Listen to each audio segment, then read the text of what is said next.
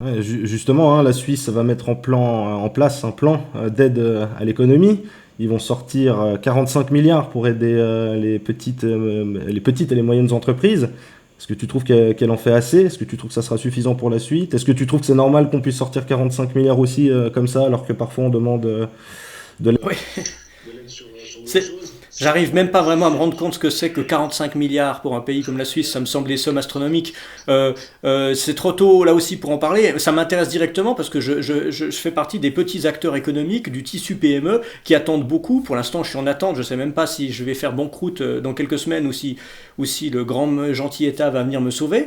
Euh, je- donc je veux pas, comment dire, j'ai bon espoir dans la mesure où je me dis peut-être que le Conseil fédéral a foiré quand il s'agissait de protéger la population parce qu'il tenait tant, il cotonnait trop à l'économie. Maintenant, c'est l'économie qui est touchée. C'est le nerf de la guerre. Alors peut-être que là, il va mettre les grands moyens. Et je trouve qu'effectivement, quand on est à plus de 40 milliards, ce sont des grands moyens. Je ne sais absolument pas d'où sort cet argent, comment ça va se répercuter ensuite sur nos impôts, puisque forcément, il faut le trouver quelque part. Ou alors, sur la BNS, il doit y avoir aussi. Mais si, s'ils mettent ces moyens-là, je pense pas que ces moyens sont vus à la hausse. Je pense qu'il doit vraiment y avoir besoin au moins de ça. Je rappelle qu'en Suisse, quand même, ceux qui fondent le tissu économique, c'est pas les grands trusts, c'est pas Nestlé, c'est pas les grandes entreprises de ce type, c'est les PME. Y compris parfois des petites entreprises de trois quatre personnes. Si ces entreprises-là s'effondrent, alors que beaucoup sont quand même saines, viables économiquement, avant la crise elles fonctionnaient, si elles s'effondrent, c'est toute l'économie suisse qui s'effondre parce que la colonne vertébrale, qui est les PME, part en faillite. Quoi. Là, un libéral répondra que la main invisible du marché fera son office, c'est-à-dire qu'il y aura une somme d'initiatives individuelles des patrons qui prendront les bonnes décisions du fait que l'État n'aura qu'à entériner sans rien faire. Évidemment, c'est pas ce qui se passe. J'ai vu des photos, c'était lundi, de la foule qu'il y avait dans le M2 à Lausanne. Vu l'heure qu'il était, je pense que la plupart de ces gens-là, c'était pas des individus qui violaient les mesures de sécurité, non, c'était juste des travailleurs qui allaient travailler parce qu'ils devaient le faire, parce que leur patron n'avait pas pris, n'avait pas pris l'initiative qu'il fallait. Mais, comment dire, on n'a pas envie d'entraver l'activité des entreprises. Il est évident que les entrepreneurs, pour pouvoir prendre d'eux-mêmes l'initiative d'arrêter, doivent avoir des garanties. Pourquoi ils n'arrêtent pas? Parce qu'ils ont peur. Ils ont peur de la faillite, donc l'État doit leur proposer des garanties. Moi, je pense qu'ils devraient de toute façon, même en ayant cette peur-là, prendre en compte la sécurité de leurs employés. Bon, hein, mais indépendamment de ça, il faudrait qu'ils puissent y être encouragés un petit peu. On prend. C'est pour ça comment dire, qu'il faut rétablir le primat du politique sur l'économique. Parce que les cas les plus extrêmes, c'est même pas les entreprises de chez nous faute de directives, font ce qu'elles veulent. C'est les entreprises transnationales qui sont chez nous, entre autres, mais qui sont partout. Je pense qu'un cas paradigmatique, on en parle beaucoup ces derniers jours parce que ça fait scandale, c'est Amazon. Amazon ne met personne au chômage partiel, pour parler comme on dit en Suisse. Non, au contraire, il mobilise encore plus de main-d'œuvre. Pourquoi? Bon, déjà d'une part, parce que les gens confinés ont eu le très mauvais réflexe de se dire, puisque je ne peux pas sortir, je vais commander plein de trucs dont je pourrais avoir besoin. Alors que non, c'est pas Amazon, c'est pas le shop.ch, hein, c'est autre chose. Ce qui pose le problème, d'une part, il y a un problème sanitaire éventuel, bon faible, mais quand même réel, de contamination, parce que se faire livrer des trucs d'un peu partout, on est en train seulement de découvrir deux, trois choses sur la survivance du virus sur certaines matières, le carton notamment. Visiblement, c'est un petit peu plus tenace qu'on le pense. Ça, c'est le premier problème. L'autre problème, c'est que se faire livrer des colis, ça encombre la poste qui est elle-même déjà encombrée. Réduction de personnel, urgence. Donc, si vous voulez aider la communication entre les gens, arrêtez de commander des trucs parce que vous bloquez le système. Et troisième, là, c'est l'argument social, c'est laisser les travailleurs d'Amazon, qui sont en plus des travailleurs ultra précaires, pouvoir être au moins se confiner un peu avec les autres, parce que là, vous les mettez en danger, où qu'ils soient dans le monde, parce qu'ils sont partout. Hein. Ça, c'est vraiment, à mon avis, si on devait donner la palme d'or de la pire entreprise ces derniers jours dans le cadre de cette crise, ce serait Amazon. Zéro pointé. Plus de 40 milliards de francs. C'est le montant que le Conseil fédéral engage à court et moyen terme pour soutenir l'économie. Justement, hein, là, il y aura un avant coronavirus et un après pandémie coronavirus. Est-ce que tu penses que ce serait l'opportunité peut-être de changer un peu le système social suisse? Bon, j'ai entendu dire par-ci par-là sur les réseaux sociaux que ce serait peut-être le moyen aujourd'hui, par exemple, d'imposer un revenu universel pour tous. Oui, je pensais à ça aussi. Alors, je suis pas forcément d'accord avec ça. Mais disons, je comprends que ça revienne. Ouais, je comprends que ça revienne parce qu'évidemment, les gens, peut-être la plupart des salariés, se sont pas posé la question tant qu'ils continuent à recevoir leur salaire. Pour combien de temps? Mais beaucoup de gens qui d'un jour à l'autre se sont trouvés privés de leurs revenus, parce que c'est ça, que ce soit la vie des indépendants ou des petits entrepreneurs, c'est que d'un jour à l'autre, vous devez fermer votre activité ou sur ordre de l'État, parce que c'est dangereux, ou parce que vous-même n'êtes plus en mesure d'assurer la sécurité de vos employés ou du public auquel vous avez faire face, ou alors parce que vos partenaires, que ce soit des clients, des patients, des collaborateurs, déclinent tous leurs engagements parce qu'ils veulent se confiner, et on peut les comprendre d'ailleurs. Et là, d'un jour à l'autre, vous vous dites, j'ai des salaires à payer, j'ai des charges, j'ai des loyers, et tout ça sans qu'il y ait un seul centime de rentrée. Alors là, on se dit, ah bah oui, si au moins j'avais le revenu universel. Bon, la réflexion est un peu courte parce qu'on ne va pas rouvrir le thème qu'on a eu, c'est quoi, il y a 2-3 ans, le grand débat national très intéressant autour de ce qu'on appelait le RBI, le revenu de base inconditionnel. Disons, oui, ces questions-là se reposent. Après, je pense que les réformes, elles doivent être encore beaucoup plus profondes que ça.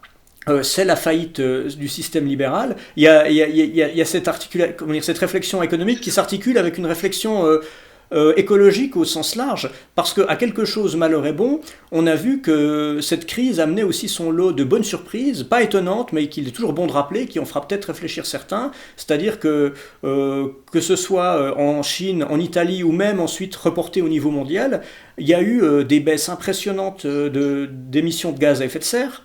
Il y a eu tout d'un coup des rivières ou des zones, des biotopes qui se sont trouvés pas nettoyés par magie d'un jour à l'autre, mais qui se sont réassainis parfois en l'espace de quelques semaines, ce qui sont des nouvelles encourageantes. Et c'est un peu attristant de voir par exemple que la Chine est en train de se relever. Alors évidemment on leur souhaite de juguler le chômage, de se remettre au travail et de pouvoir que les gens reprennent une vie agréable, mais si le prix à payer c'est de relancer la machine encore plus fort qu'avant, on aura eu une parenthèse qui nous aura servi de réflexion sans aller plus loin.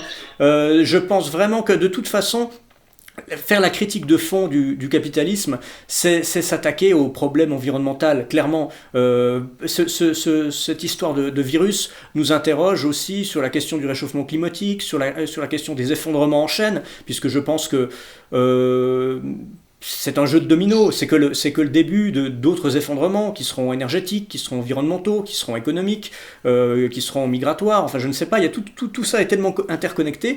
Et on ne pourra pas tous les éviter, mais peut-être qu'on pourra atténuer certains chocs si on tire des leçons de cette crise. Et par ailleurs, peut-être que ça nous rendra, alors ça c'est à la fois au niveau du fonctionnement des États, mais aussi au niveau du fonctionnement individuel des citoyens, plus résilients. Parce que c'est un peu une leçon de survie qui nous est donnée, même si on n'est vraiment pas à plaindre, parce qu'on a encore un toit, et puis les magasins, enfin on trouve à manger dans les magasins, c'est pas non plus, c'est pas Sarajevo quoi. Mais disons, beaucoup de gens tombent de haut, et ce qui me surprend, c'est parfois la surprise des gens. Je suis étonné que les gens soient étonnés. C'est-à-dire, on voyait arriver ça depuis des semaines, on savait, il n'y a pas besoin d'être un expert en sciences économiques pour comprendre un petit peu quelles allaient être les conséquences de tout ça, et les gens se retrouvent projetés dans un réel dont ils avaient oublié l'existence, parce que beaucoup dans le cas de la Suisse, d'une grande partie d'Occident, mais notamment de la Suisse, c'est patent. La plupart des Suisses qui vivent actuellement n'étaient pas nés pendant la dernière guerre, qui est grosso modo la dernière période où il y a eu une crise des subsistances, quoi, relative, mais quand même une crise des subsistances, avec des habitudes qui en ont découlé, comme le fait de faire des stocks alimentaires. Je dis pas que c'est malin d'aller en 24 heures dévaliser les supermarchés, bien sûr que non, c'est à l'avance qu'il faut se préparer. Mais il était intéressant de rappeler, je l'ai fait là plusieurs semaines, et puis on m'a un peu ri au nez, mais de rappeler qu'il existe une page internet sur le site de la Confédération, qui ne date pas du tout de cette crise-là, mais qui est là depuis de nombreuses années, qui rappelle que l'État conseille de faire des stocks alimentaires, et qui explique un peu la proportion des choses qu'il faut avoir chez soi. Ça coûte pas plus cher que de faire ses courses, il faut payer d'un coup, mais disons, et ça coûte plutôt moins cher quand on achète en gros. Expérience faite, ça prend pas autant de place qu'on pourrait l'imaginer. Moi, quand j'habitais dans un endroit plus petit, je craignais toujours, puis maintenant que je le fais depuis un certain temps, je m'aperçois que Il n'y a pas besoin d'avoir un manoir ou une cave même pour stocker de la nourriture.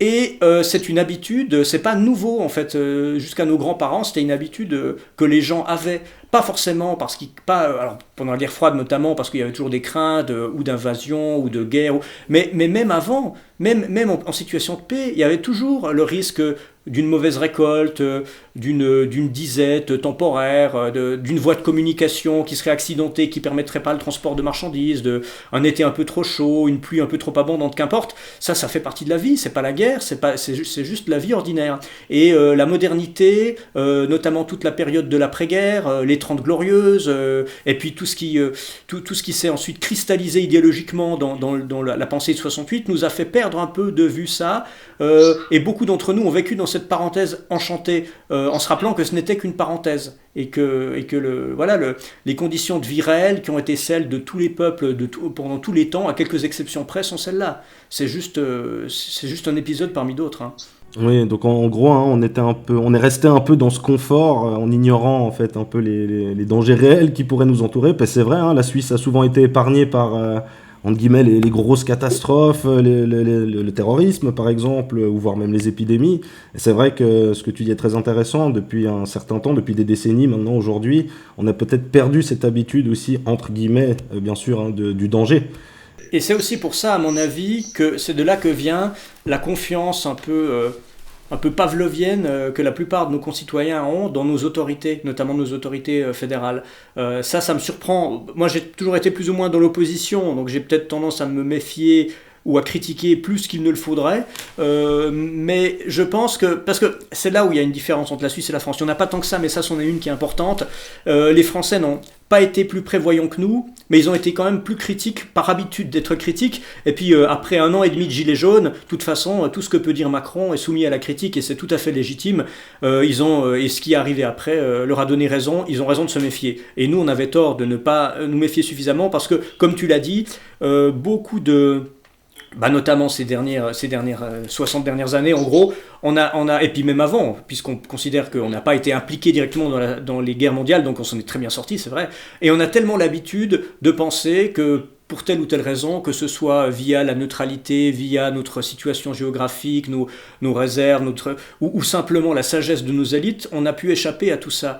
Oui, mais Alain Berset, c'est pas le général Guisan.